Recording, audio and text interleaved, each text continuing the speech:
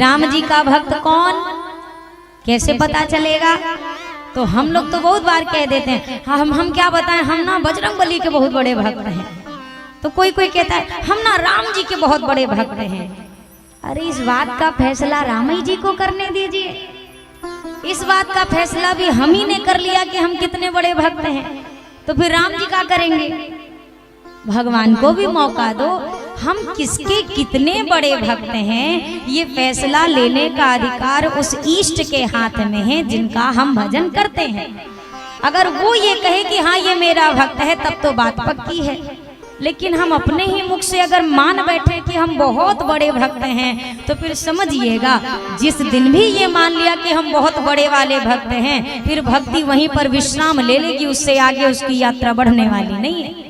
क्योंकि हमने पहले ही सोच लिया बहुत बड़े, हम कितना बड़े बनेंगे, बड़े तो बने गए हैं नहीं। कभी भी मिलो, किसी से भी मिलो, भैया अरे हम काहे के भगत, हमसे कुछ बन ही नहीं पाता है, हमसे कोई भजन नहीं बनता है, हमसे कुछ नहीं होता है। एक बात बताइए, घर में कितना धन रखा हुआ है, क्या ये आप सबको बता देते हैं? हमें जवाब चाहिए, चाहे खोपड़ी हिलाओ चाहे मुंह से बोलो। घर में कितनी संपत्ति है, क्या चलते फिरते किसी को भी मुंह खोल के बता देते हैं? क्या करते हैं? कोई आदमी अगर कहे भी अरे आप तो बड़ी, आपके ऊपर लक्ष्मी जी की कृपा है, तो आप क्या कहते हैं? दिल पे हाथ रख के बोलियो, झूठ नहीं। क्या ये कहते हैं हाँ हाँ हम पे बहुत कृपा है? नहीं, अरे भैया कहाँ कृपा, बस चल रही है गाड़ी रूखी सूखी।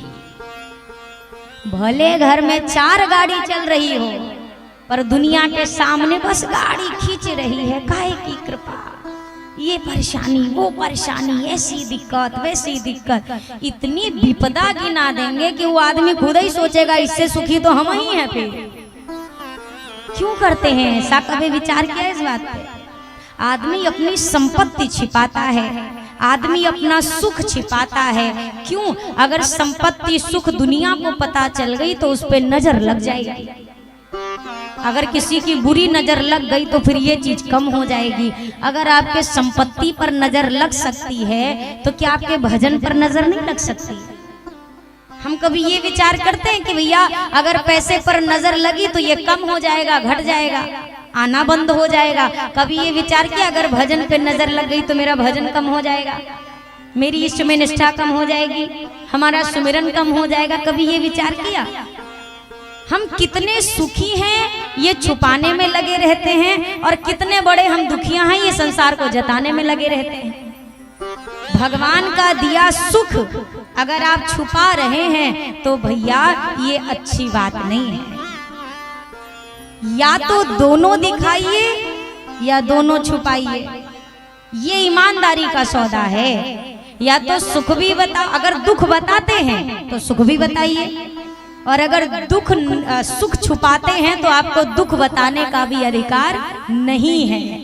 दोनों उजागर करो या दोनों को पचा ले जाओ चुपचाप। पर व्यक्ति यही काम करता है, दुख का ढिंढोरा संसार में पीटता है, और सुख आ जाए तो सारे खिड़की दरवाजे बंद कर देता है, फिर नहीं बताएगा किसी को।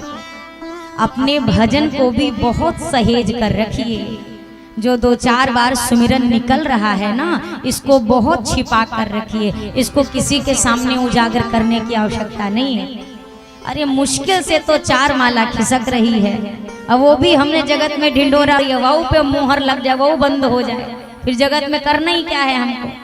नहीं। यहाँ भरद्वाज जी इतने बड़े भक्त हैं राम जी के, फिर भी ये नहीं कह रहे हम इतने बड़े भक्त हैं, ये कह रहे हैं कि हमको राम जी के बारे में कुछ पता ही नहीं है। आप बताओ तो पता चले। और भगवान शंकर इस बात का फैसला करते हैं कि कौन भक्त बनने का अधिकारी है। राम जी से प्रेम है तो सबसे पहले आपके जीवन की फाइल पर महादेव की मुहर चाहिए। जब काशी विश्वनाथ पास करेंगे तो ही राम जी के भगत बनने का अधिकार मिलेगा। जब गोपेश्वर महादेव आपकी फाइल पे साइन करेंगे तभी आपको कन्हैया के भक्ति का अधिकार प्राप्त होगा। जब तक कुशेश्वर महादेव न स्वीकार कर लें तब तक राम जी तक हमारी एंट्री होने वाली नहीं है। जितनी निष्ठा राम में हो, जितनी निष्ठा कृष्ण में हो, उससे एक रत्ती मात्र भी कम निष्ठा शंकर जी में नहीं होनी चाहिए। इस गलत फहमी में मत जीना कि शंकर जी के भगत हैं और राम जी को नहीं देखेंगे तो हमारी जीवन की गाड़ी चल जाएगी, असंभव। भगवान शंकर ने स्वयं कहा है कि जो मुझ तक पहुंचना चाहे उसको सबसे पहले मेरे रघुनाथ को स्वीकार करना पड़ेगा। और शंकर जी महाराज के विषय में रघुनाथ जी क्या कहते हैं कि जेहि पर कृपा न करहि पुरारी, सो न पाव मुनि भगति हमारी। जिस पर भगवान शंकर न कृपा करे वो मेरी भक्ति प्राप्त करने का अधिकारी नहीं है। सबसे पहले ये भेद दृष्टि हटानी है कि ये अलग हैं, वो अलग हैं, ये नहीं, वो सब एक हैं।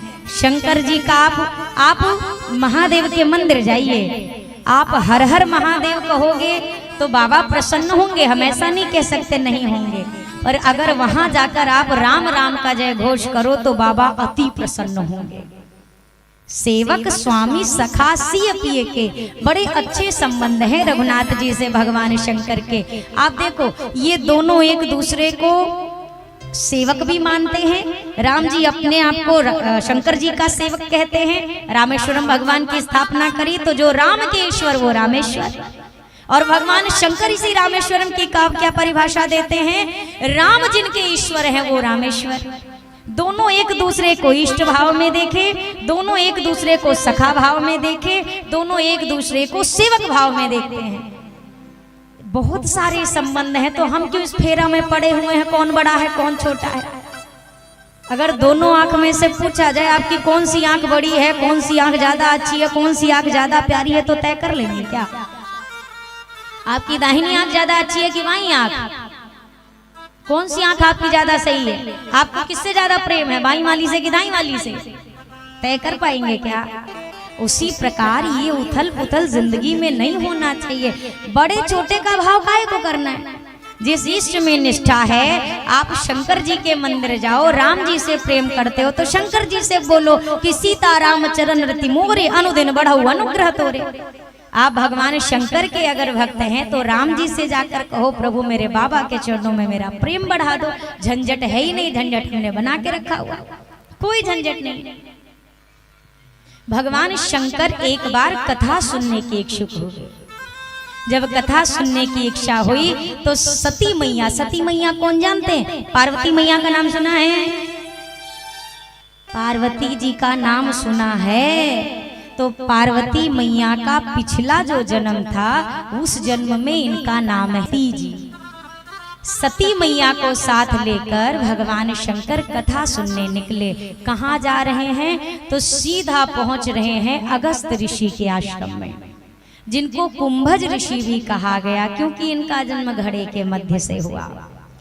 भगवान शंकर जो स्वयं जगत गुरु हैं, कल एक प्रश्न भी आया था कि शंकर जी को जगत गुरु की उपाधि क्यों दी गई। हमारे संत कहते हैं भैया कि गुरु शिष्य परंपरा की शुरुआत भगवान शंकर से ही हुई है। भगवान शंकर ने ही सप्त ऋषियों को शिक्षा दीक्षा दी, यानी जो ये गुरु शिष्य परंपरा का आरंभ हुआ वहां पर किया। सप्त ऋषियों को भी योग धर्म का उपदेश दिया, वहीं से इस श्रृंखला की शुरुआत हुई, इसीलिए शंकर जी को दी गई। भगवान शंकर मैया सती को संग लेकर चल पड़े हैं।